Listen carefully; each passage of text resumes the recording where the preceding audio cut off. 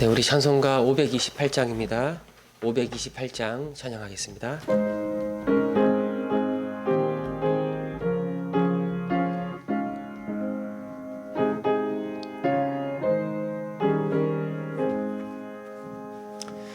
예수가 우리를 부르는 소리 금송 부드러워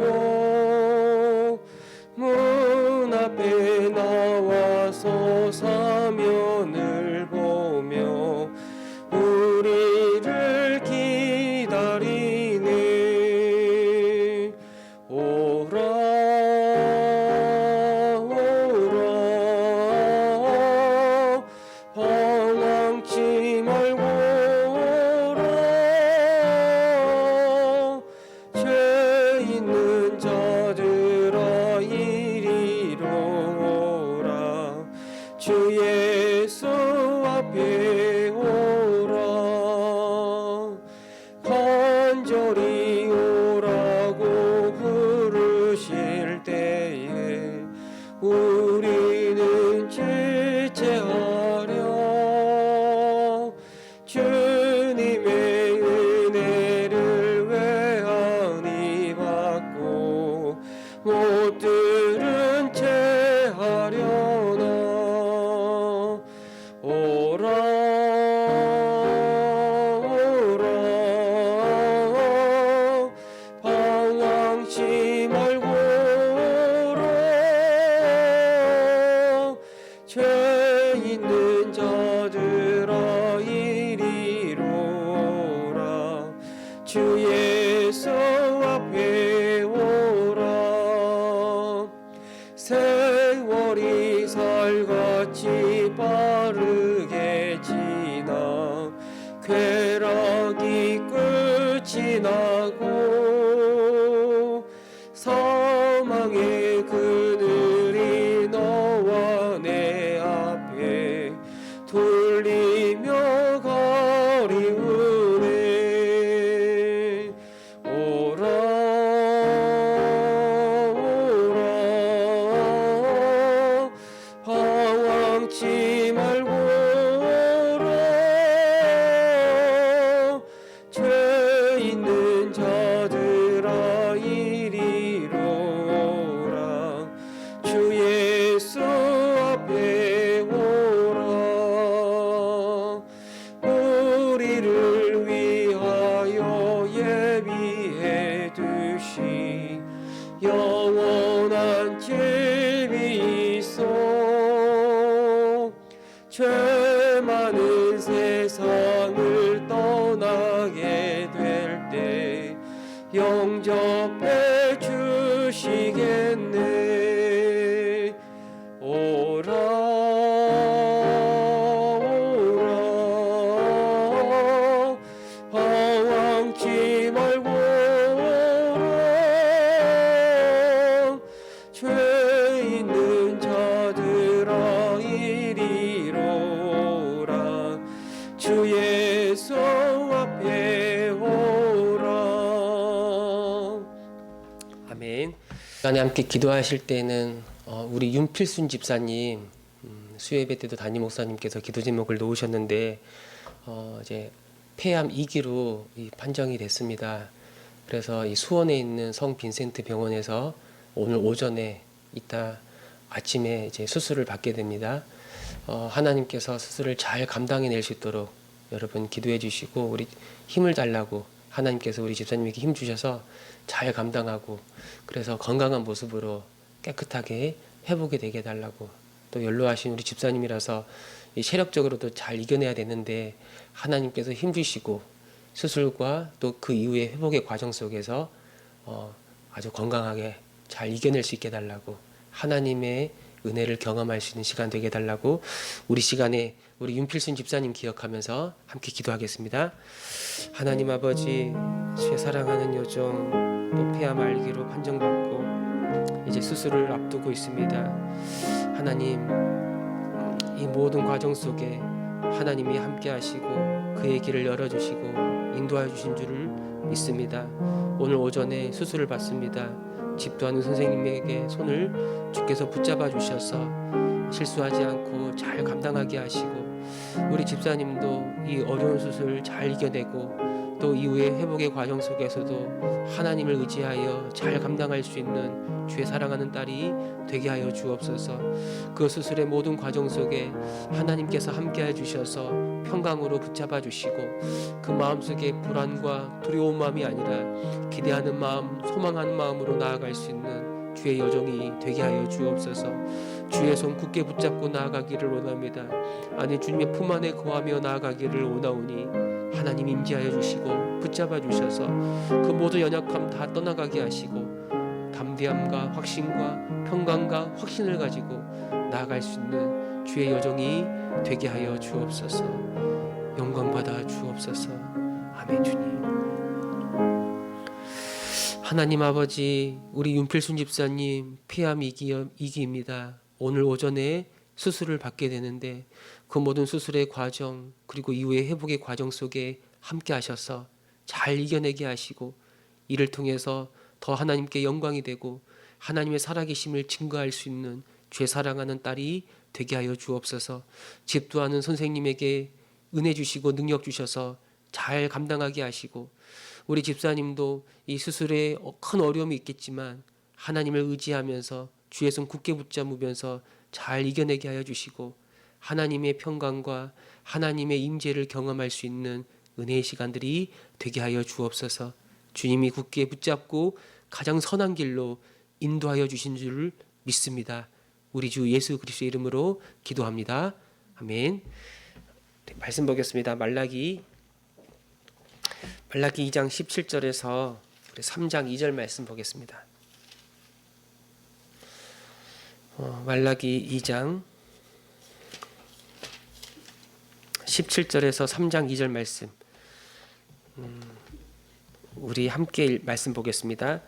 너희가 말로 여호와를 괴롭게 하고도 이르기를 우리가 어떻게 여호와를 괴롭혀 드렸나이까 하는도다. 이는 너희가 말하기를 모든 악을 행하는 자는 여호와의 눈에 좋게 보이며 그에게 기쁨이 된다 하며, 또 말하기를 정의의 하나님이 어디 계시냐 함이니라. 만군의 여호와가 이르노라. 보라, 내가 내 사자를 보내리니 그가 내 앞에서 길을 준비할 것이요, 또 너희가 구하는 바 주가 갑자기 그의 성전에 임하시리니 곧 너희가 사모하는 바 언약의 사자가 임하실 것이라. 그가 임하시는 날을 누가 능히 당하며 그가 나타나는 때에 누가 능히 서리요. 그는 금을 연단하는 자의 불과 표백하는 자의 재물과 같을 것이라. 아멘.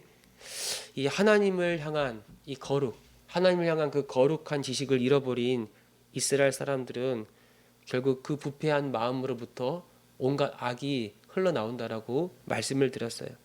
마음을 지키지 못하면, 그 마음을 거룩한 지식으로 붙잡지 않으면, 그 심령이 하나님의 말씀으로 날마다 새로워지지 않으면 하나님의 그 영광과 하나님의 그 거룩하심을 보지 못하고 온갖 악한 일들을 행하며 살아가게 되는 거예요. 다른 말로 하면 이걸 믿음이 없다라고 말할 수가 있습니다. 이 믿음이란 무엇인가?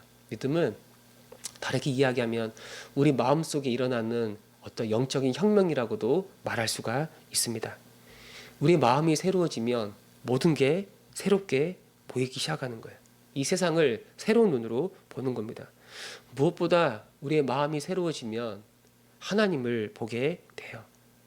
우리 무엇도 마음이 새로워지면 하나님의 말씀을 듣게 되는 거예요. 그러니까 하나님을 향한 우리의 영적인 감각이 다 살아나서 정말 새로운 사람이 되는 거예요. 어떻게 이런 일이 일어나는가?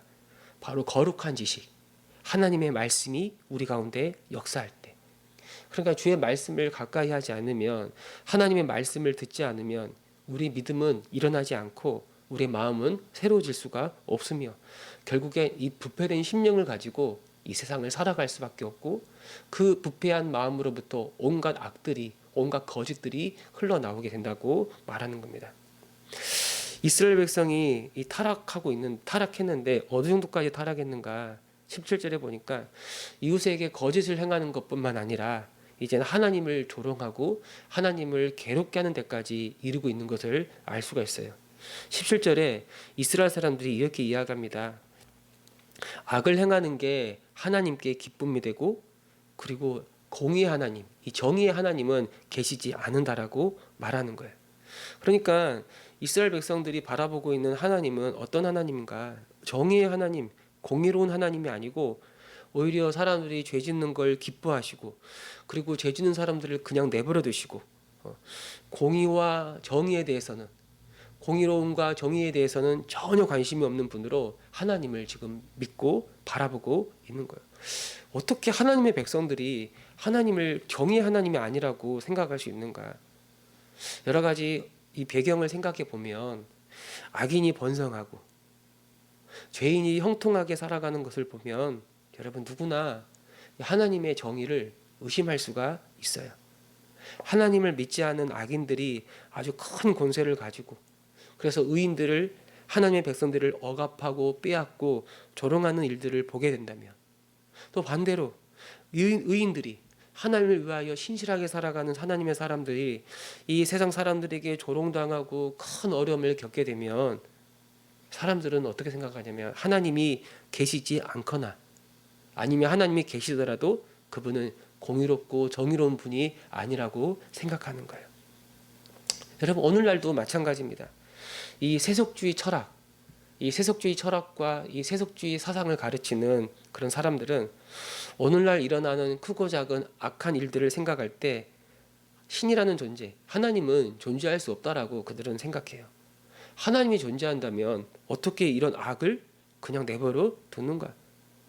100번 양보해서 하나님이 계시다고 하더라도 하나님이 계시는 것 자체가, 신이 존재하는 것 자체가 이 세상에 너무나 큰 고통을 초래한다라고 그들은 생각합니다. 오늘날 테러나 전쟁, 이런 모든 악한 일들이 신의 이름으로, 어떤 종교의 이름으로 일어나는 경우가 굉장히 많죠. 오늘뿐만 아니라 과거에도 그랬습니다. 그래서 이 세속주의 철학가들은 신을 믿지 않으면, 종교가 없으면 오히려 이 세상이 이 평화로운 세상이 될 거라고 주장하는 거예요. 신은 없고, 설령 신이 있다 하더라도 신은 절대 사람에게 도움을 주지 않을 뿐만 아니라 그는 정의롭지 않고 오히려 신 때문에 온갖 악한 일들이 이 세상에 일어나고 있다는 거예요. 여러분 정말 그런가요? 아니요. 하나님이 계시지 않다거나 하나님이 정의롭지 않은 게 아니에요. 사람이 어리석고 사람이 교만하고 오히려 하나님의 이름을 빙자하여 온갖 악을 행하는 게, 그게 문제이지 않습니까? 오히려 이 세상은 하나님 때문에 지금도 유지되고 보존되고 있는 거예요. 그 교만하고 그 타락한 사람들로 인해 어려운 일들이 이 세상 가운데 일어나기도 하지만 여전히 하나님이 이 세상을 그 은혜 가운데 붙들고 있기 때문에 우리가 살아갈 수가 있는 거예요. 하나님은 정말 정의로우신가? 이스라엘 백성이 하나님께 이렇게 물어볼 때 3장 1절에서 하나님이 응답하십니다. 내가 내 사자를 보낼 것이다. 그리고 갑자기 주가 성전에 임할 것이다. 언약의 사자가 임할 것이다 라고 말하는 거예요. 내 사자는 어떤 사람인가? 여기에 3장 1절에 사자가 두 분이 나오는데, 먼저 나오는 내 사자는 길을 준비하는 사람이에요. 그러니까 왕이 오기 전에 도착해서 왕이 오는 길을 준비하고 정비하는 사람. 어떤 높은 산이 있으면 그 산을 깎아내고, 어떤 웅덩이나 패여 있는 부분이 있다면 그걸 고르게 해서 그 왕을 영접할 수 있도록 준비하는 사람이 내 사자예요. 그리고 주님이 갑자기 성전에 임할 것이다. 주가 갑자기 성전에 임하시리니 곧 너희가 사모하는 바 언약의 사자가 임할 것이다. 이스라엘 백성들이 기다리고 사모했던 그 언약의 사자라고 말씀하는데, 이는 이 구약 시대에 하나님이 이스라엘 백성과 맺었던 그 언약을 성취하는 언약의 사자인 거예요. 하나님께서 이스라엘 백성과 맺었던 그 언약의 핵심이 무엇인가? 그 언약의 핵심은 바로 하나님의 나라예요. 하나님의 나라를 내가 너희들에게 주겠다. 내가 너희를 구원하겠다. 내가 너희들과 함께 하겠다. 내가 너희들에게 복을 주겠다. 이게 바로 하나님의 나라, 하나님의 언약의 내용이라고 말할 수가 있는데, 바로 그 나라를 이 택한 백성들에게 다시 가져오는 분이 언약의 사자인 거예요. 하나님과 맺었던 그 언약, 하나님이 이스라엘 백성과 맺었던 그 언약을 성취하기 위해서 이 땅에 오는 하나님의 사자, 언약의 사자. 다른 예언서에서는, 다른 선지서 본문에서는 메시아, 바로 하나님의 아들이라고도 그렇게 이야기하죠. 우리는 이 언약의 사자가 오기 전에 먼저 준비하는 사자가 온다는 걸 알 수 있어요. 바로 그 준비하는 사자가 신약시대 때 세례 요한이라는 것을 알고 있고, 이 언약의 사자는 바로 예수 그리스도를 우리가 알 수가 있어요. 하나님은 공의로우신가? 하나님은 정의로우신가? 하나님의 정의를 의심하는 이스라엘 백성들을 향한 하나님의 응답이 무엇인가? 바로 세례 요한과 예수 그리스도예요. 2절에 보니까 그 누구도 예수 그리스도를 당하지 못할 것이고 그 누구도 그 앞에 온전히 서지 못할 거라고 말하고 있는 거예요. 그분의 공의로운 심판을 피할 수 있는 인생은 아무도 없을 것이고, 언약의 사자는 모든 사람을 하나님의 공의대로 심판하실 것이라고 그렇게 말씀하고 있는 거예요. 여러분, 이 세례 요한이 이 땅에 왔을 때 그가 했던 설교의 핵심이 무엇인가요? 그는 회개의 말씀을 선포했어요. 내 뒤에 내가 감당할 수 없는 분이 오시는데, 언약의 사자가 오시는데 그분은 불로 심판하는 분임을 아주 분명하게 이야기하고, 그래서 세례 요한이 사람들에게 회개하라고 그렇게 촉구했던 거예요. 그 죄로부터 돌이키는 거예요. 그 교만한 마음을 꺾고 하나님께로 돌아서는 것이 언약의 사자를 맞이하는 백성들의 자세다라고 세례 요한이 선포했던 거예요. 이 언약의 사자로 오신 예수님이 어떤 일을 행하시는가? 2절 하반절에 보면 금을 연다는 자의 불처럼, 또 표백하는 자, 이 빨래하는 자가 옷을 깨끗하게 하는 자의 제물처럼 하나님의 백성을 연단시키고 그들을 깨끗하게 하실 것이라고 말씀하는 거예요. 하나님의 백성들을 정결케 하고 그들을 깨끗하게 하고 그들을 거룩하게 할 것이다 라고 말씀하고 있는 거죠. 여러분, 사실 언약의 사자 예수님이 오실 때 그분은 곧바로 사람들을 심판하시고 모든 악인들을 정죄하셔야 해요. 근데 한번 곰곰이 생각해 보면, 여러분, 아무리 이스라엘 백성이라 하더라도 이런 주님의 그 심판, 이 불심판을 견디어낼 수 있는가? 우리가 지금 말라기를 보고 있는데 이 말라기를 보면 어떻습니까? 그들은 제사도 엉터리고 언약도 제대로 지키지 않고 하나님을 아는 거룩한 지식도 없고 하나님께 순종하지도 않고, 심지어 하나님을 향해서 하나님은 악을 행하는 걸 좋아하잖아요. 하나님은 공의로운 분이 아니잖아요. 그렇게 하나님과 조롱하는데 그 누가 하나님의 심판, 이 주님의 심판을 견디어낼 수 있겠는가? 아무도 없는 거예요. 그럼 예수님은 어떻게 이 일을 이루시는가? 우리가 알다시피 그 택한 백성들이 받아야 될 하나님의 심판, 그들이 하나님의 저주 아래 있어야 되는데 공의로운 하나님께서 택하신 그 길이 무엇인가? 그 독생자 예수 그리스도를 택한 백성들을 대신하여 심판을 받게 하심으로 그 공의를 완전히 성취하여 주신 거예요. 원래 우리가 죽어야 되는 거예요. 원래 우리가 심판을 받아야 합니다. 우리들이 저주를 받아야 하는 거예요. 그러나 하나님은 우리를 구원하기 위해 우리를 대신하여 그 독생자에게 모든 저주와 심판을 내리시고 우리를 건져내신 거예요. 우리가 받아야 할 모든 죄에 대한 심판이 예수님에게 부어진 거예요. 그리고 우리는 모든 심판으로부터 건짐받고 우리는 하나님 앞에 정련된 금처럼, 아주 정결한 금처럼, 깨끗한 금처럼 정결하고 깨끗하고 거룩한 사람으로 서 있게 될 것이다라고 그렇게 말씀하고 있는 거죠. 여러분, 하나님은 공의로우신가? 하나님은 정말 정의로우신가? 오늘 이 세상에서 일어나는 이 부조리한 현실들, 어떤 악인들이 번영하고 수많은 사람들이 그들 때문에 큰 고통을 겪고 있는 현실을 볼 때 우리는 자연스럽게 하나님이 계셔? 그리고 하나님은 정말 의로운 분이 맞아? 라고 의심하는 거예요. 그러나 여러분, 하나님은 이미 예수 그리스도의 십자가를 통해 나는 단 하나의 죄도 그냥 쉽게 그냥 지나가는 분이 아니라는 걸 분명히 보여주셨어요. 그래서 회개하지 않는 자, 주님 앞에 엎드리지 않는 자, 주님께 돌이키지 않는 자는 예수님이 그 십자가에서 당하셨던 그 모든 죄에 대한 형벌과 저주와 심판을 본인이 담당하고 이 하나님의 심판을 피할 수가 없는 거예요. 그러나 회개하고 돌이키고 그 자기의 교만을 꺾고 죄인임을 인정하고 주 앞에 엎드리는 사람들은 예수 그리스도의 그 보혈을 말미암아 그 모든 죄가 사함을 얻게 되는 거예요. 우리 같은 죄인을 향해서 하나님이 의롭다라고 말하면 과연 하나님은 의로운 분이신가? 어떻게 죄인을 죄인이라고 말하지 않고 의인이라고 선포하시는가? 우리가 하나님이 그럼에도 공의롭다라고 말하신 이유가 무엇인가? 우리의 모든 죄가 죄 없으신 예수 그리스도, 죄 없으신 예수님께서 십자가에서 우리를 대신하여 모든 죄값을 처리하셨기 때문에 우리는 하나님은 공의롭다라고 말할 수가 있는 거죠. 그리고 우리는 여기에서 하나님의 사랑도 보게 되는 것 아닙니까? 우리가 받아야 될 모든 죄에 대한 저주와 심판을 예수님께서 대신 받으셨기 때문이에요. 여러분, 지금 당장 하나님의 공의가 완성되지 않는 것처럼 보입니다. 지금도 여전히 죄인들은 죄를 짓고 악인들은 번성하는 것처럼 보이지 않습니까? 그러나 우리는 예수님의 그 십자가 사건이 너무나 분명한 사건이기 때문에 하나님은 하나님의 공의로 반드시 이 세상을 심판하시고 모든 어그러지고 모든 잘못된 일들을 마지막 날 바로 잡을 것을 소망할 수가 있는 겁니다.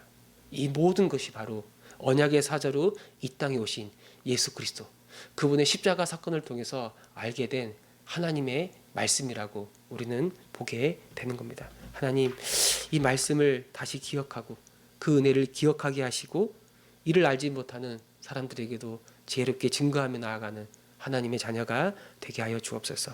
그렇게 나아가는 우리 모두가 되기를 바랍니다. 아멘.